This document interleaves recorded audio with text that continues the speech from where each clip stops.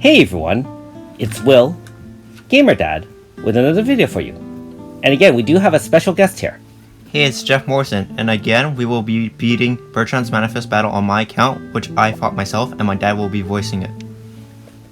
Yep, like father, like son.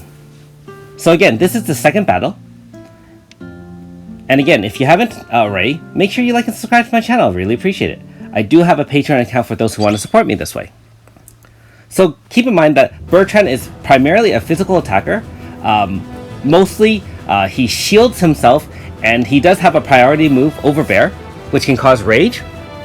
Doesn't have a lot of AoE, but his physical attacks can do a lot of damage, and don't forget, he still has Miyu in the back supporting him. Just like Filmina's battle, do not target Miyu, otherwise you're going to rage Bertrand, and he's going to do a lot of damage on you.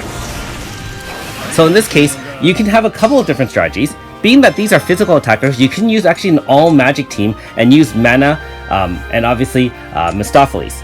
In this case, we are using Midnight Centurion to remove the elemental resistance. If you notice in front why he's using Joker, he doesn't have a full Earth team, but he wants to use some non-elemental attacks. That way it avoids any sort of, I guess, elemental resistance. Also helps build the AF bar since we're not using any zones. With Tiramisu, keep in mind that her move does ignore resistances, so it really does help against Bertrand, being that he has a high natural defense. Otherwise the battle will be extremely long. And of course, AS Myris is a magic user, so his physical shielding won't do any good against her. In this case, the strategy is to just shield ourselves using Practical, make sure we have some elemental shielding on, and we're going to build up the AF bar. If you notice all his moves, you can see the Overbear, there was the Stun Shield Slam, and he's going to use Overbear again. No, he also did use Ironclad, so if you use an all-physical team, you will have to use mana to remove the shielding with Midnight Centurion. In our case, we use Midnight Centurion turn 1 just to remove the elemental resistance. Okay, so now we're rotating in Tuva for the Earth resistance down, and being that she's a manifest, has her manifest weapon, and she also does have magic attacks, it's going to be much easier when we have a full AF bar and then unleash a full bar after turn 5. Let me know in the comments below how you guys are taking on Bertrand if you do have it. I actually do think a 2-turn zone AF will probably do it, like most manifest battles. But in this case, I think it's good to show some different strategies. Keep in mind that, of course, being that my son was extremely likely to have all the newer characters being with Tiramisu as well as AS Myris, I realize this strategy might not work for everyone, but it gives you a taste of what happens when you have limited Grasta but extremely powerful characters.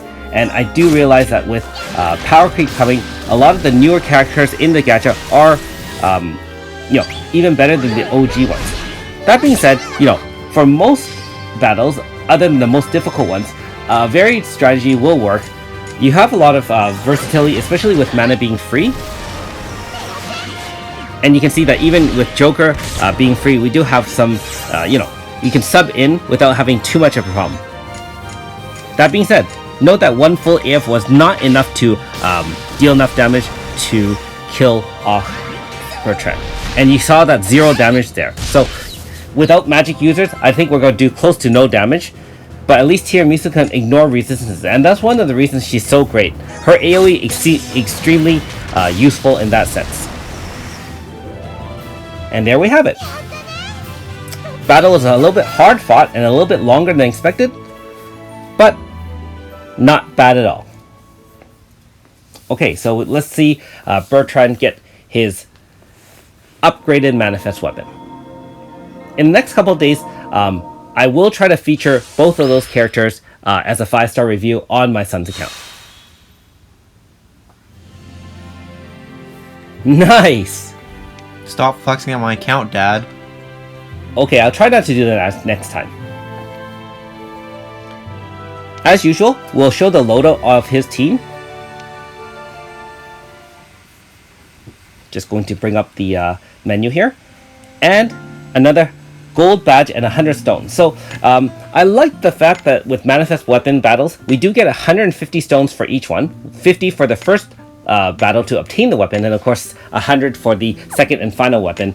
Not to mention you actually get a much more powerful character at the same time. So these small updates, although relatively small, is definitely beneficial for us in the end game where we don't have a lot of extra chrono stones to farm.